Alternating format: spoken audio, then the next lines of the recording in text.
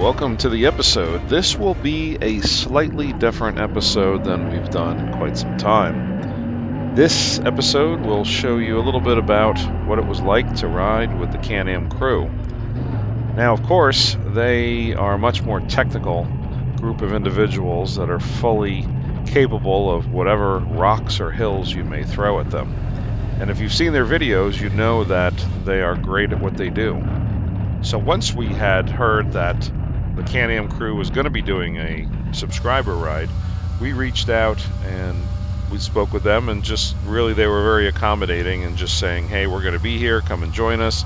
And really we're going as a subscriber. Now, we did film, and a lot of this first video here is going to be in Colbert Canyon and in Rankin Creek. Not really an overall technical discussion of what maps we're on. You can watch their videos as well, and I would recommend that you do reach out and check out the Can-Am crew YouTube page as well as their Facebook and other social media areas. They really do a great job on the hard, advanced technical rock climbing and trails, and they do a great job in their videos, so shout out to them. Wanted to just say thanks for letting us join. Now, we were towards the front of the group, and we did have the Can-Am, the three Can-Ams in the front with the Can-Am team, and then we had Pro R in front of us, and we were in our 2021 Honda Talon. We had 32-inch TUS Terabytes on the tires. We have since replaced them with X-Comps, but contrary to popular belief, it has nothing to do with the rock climbing. Most of the people there did have Rockzillas. I can see just from the experience and what you see on these videos and the Can-Am crew climbing, those are the tires that you definitely would want if you want to make look easy and to be able to make it up some of these slick rocks. I would have to say, though, that some of these slick rocks only allowed people with Rockzillas to make it up there easily. But I figured we'd give the Honda a shot. She's really not made for this. She's more of a standard trail riding side-by-side. We do have a 3-inch lift kit on her with extended radius arms, and at a later video we will have front A-arms as well.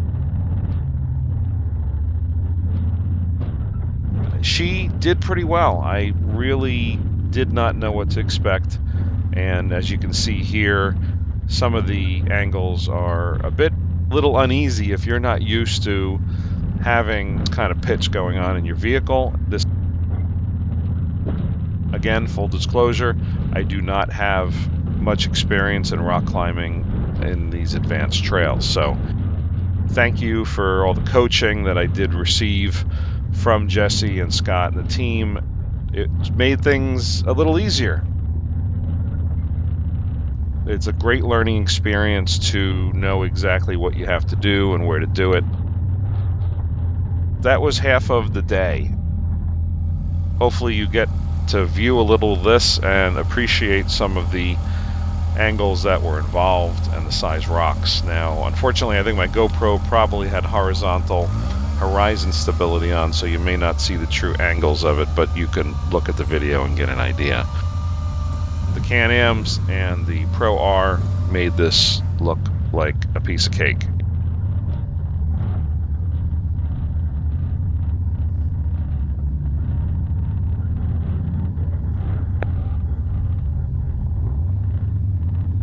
Now, the Honda is not geared very low in low gear, and although in this case I'd be in four-wheel drive and in low, she wasn't that great when it came to climbing up some of the rocks. I know you can get new gears for the Subtrans, but it just a little bit more power. Obviously at 105 horsepower she's not that powerful. She did a great job, and even after we got caught up in the tree, which you'll see, she was able to pull quite a bit until it just was too much.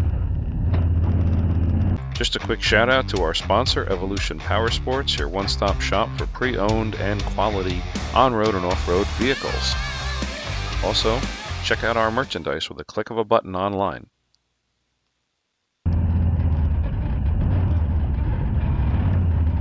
As you can see, this tree got stuck in the back of the Honda shock, and it has to be 20-30 feet long, and while it's only in 5-6 inch diameter, it still had a big, gigantic root on the front. They actually pulled it out, and then it had to get cut up separately when someone else got caught in it as well.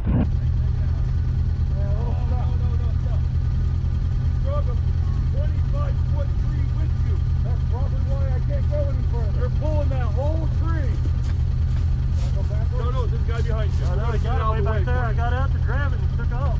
Yeah. Oh. With the stump. I mean, it might be 40 feet long. It's all the way to that guy's buggy.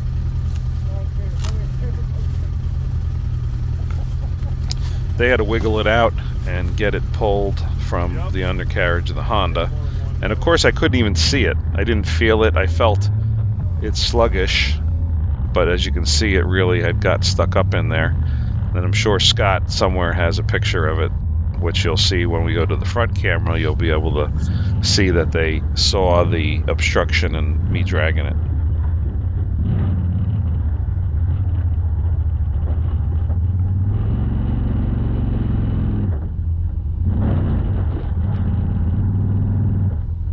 Now this is me here pulling the tree.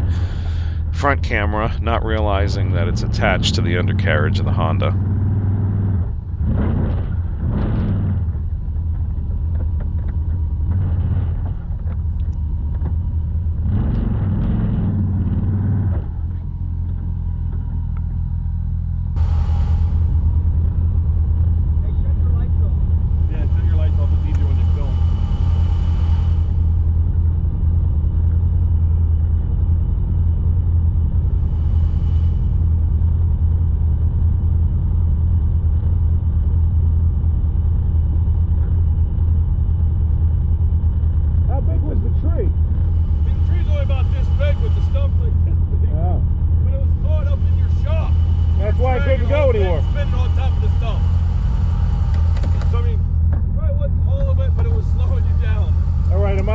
Direction?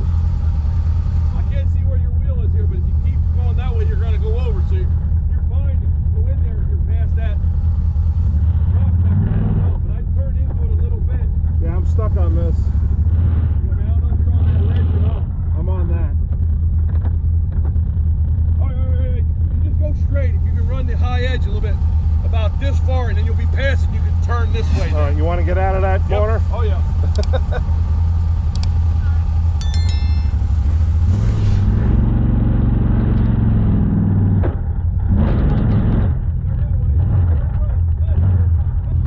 Jesse and Scott and everybody really offered great assistance, and they were very patient with me, who really had no experience in rock climbing, certainly in the Honda or any other vehicle, and they made sure that I made it through there. And I know that they probably didn't have to help every single person.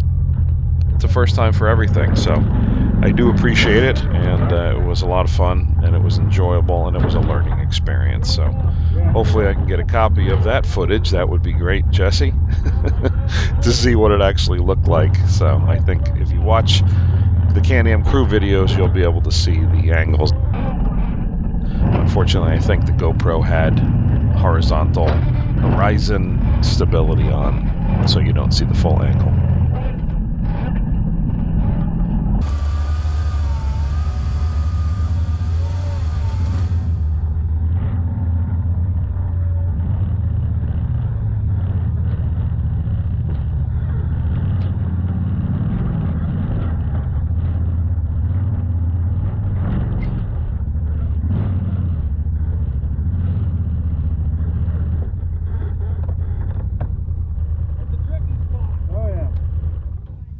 That was a fun one. You know, you have to go whenever you're going to roll, you turn into the roll. Yeah. Right? If you're going that way, you got to turn into that, because if you turn away, it gets worse. And everybody offered great advice and was very helpful, not only in this video, but the whole weekend. It didn't matter if they were a subscriber or the Can-Am team. It's always a great learning experience when you're out of your element. So I do appreciate all the comments that we did receive and the help that everybody willingly gave out. It was just a great experience. So big shout out to everybody. There's gonna be a lot of Yeah. ooh. I'm just thinking, the rim. Yeah, Oh. yeah, it's gonna take a beating today. They're all good. Yeah, we thought you seen it. We was like, No, I couldn't even see it. I felt it.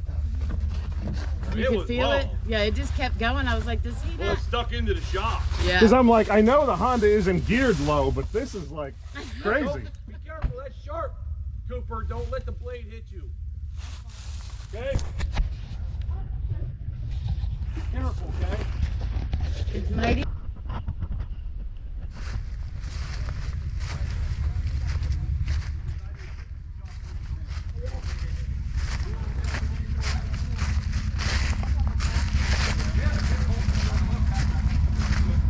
So this is where the Honda got all stuck up.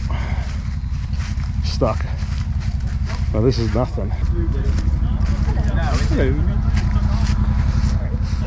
Yeah, you might as well. Yep.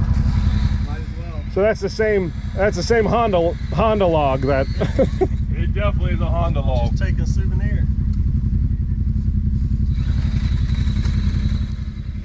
because I'm going, this is low gear, but it feels a little weak. I mean, as soon as it had enough resistance, it stopped. And as you got going, then it starts. Jason's. I thought it was yours. That is badass. That's the one that I want to get. They have it in Home Depot. Is that a Bauer or is that a No, this is a Ryobi? Milwaukee. 3 extra batteries too. Just Chinese batteries. I just get the cheap ones. I have a Bauer and Yeah, I have a bunch of their stuff too. That's the Harbor Freight's brand. yeah. So it's always good to see how other people can handle these obstacles with different rides, different tires, and different clearances, as well as the suspension travel. But a lot of it is just skill and experience and knowing what to do as you pull through these obstacles and how to get through. There's R-Max. He got through everything that I saw, and I was very impressed. I had looked at R-Maxes at one point and may have to look at those again.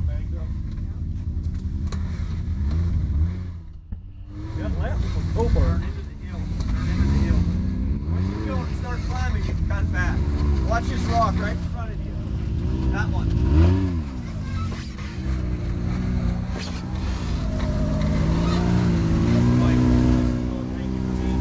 Rankin?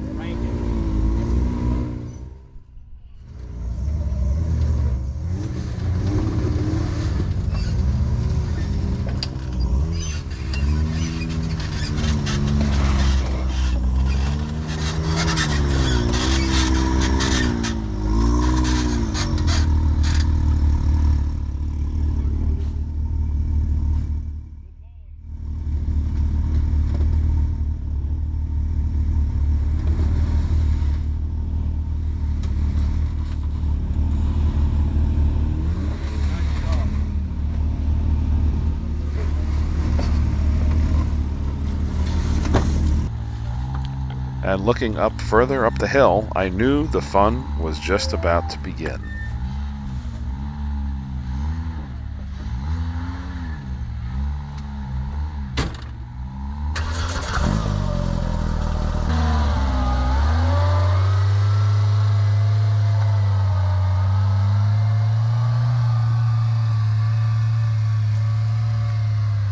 I'm gonna need some coaching on that.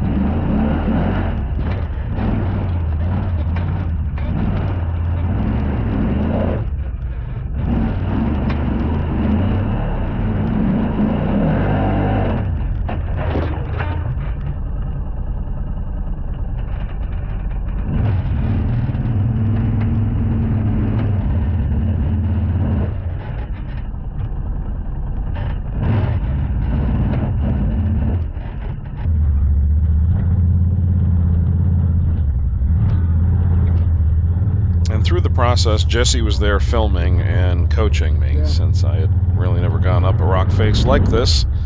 And the Honda with its Tusk Terabytes just did not have enough grip. But I figured I'd give it a shot and see how far I can get up. Didn't like the logs.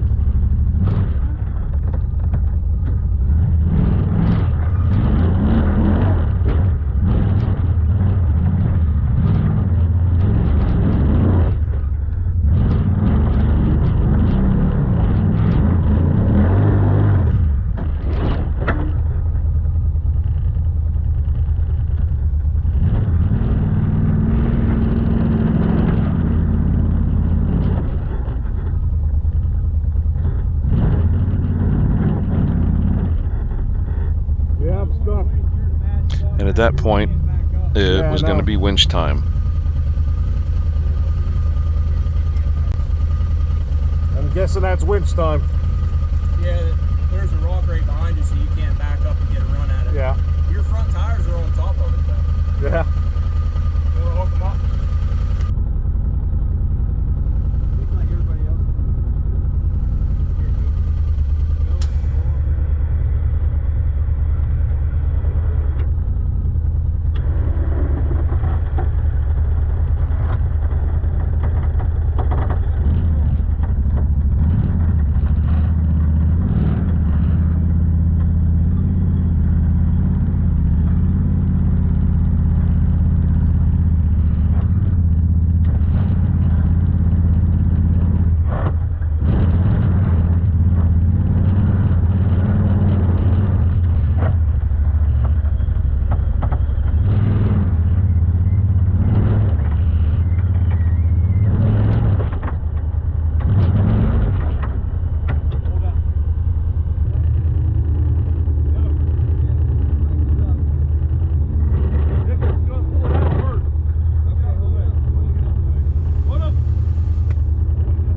Getting towed or no winch, right? Yeah, winch.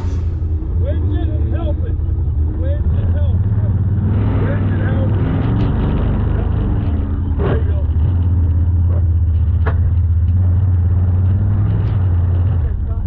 I'll come down there.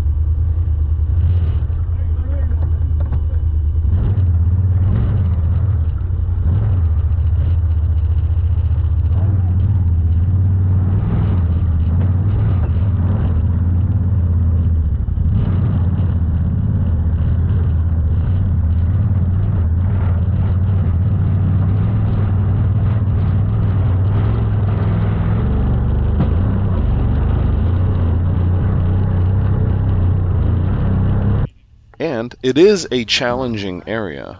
I felt good, slightly, that I was not the only one that had to get winched up there. The bottom line was that the Rockzillas that the Can-Am crew was using are extremely sticky. They have good low pressure set by the riders, and they really just grip dry or wet. Watch a little bit more on those and do your own research, but mostly it was just the Rockzillas made it up, and everyone else had to get winched up or assisted. It was just a tricky spot. Good to experience it and watch the Can-Am crew at work getting everybody up there.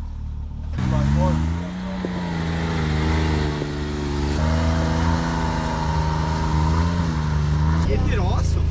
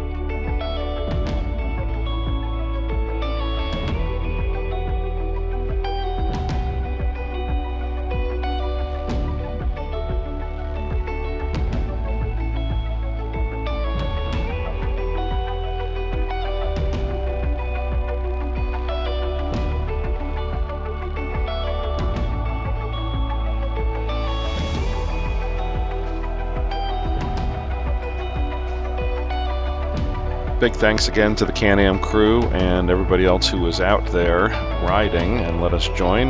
We will continue this in our next episode about a little bit more of the climbing and some of the things we saw out when joining the Can-Am crew. Please subscribe. Appreciate you watching, and we'll see you soon out there on the trail.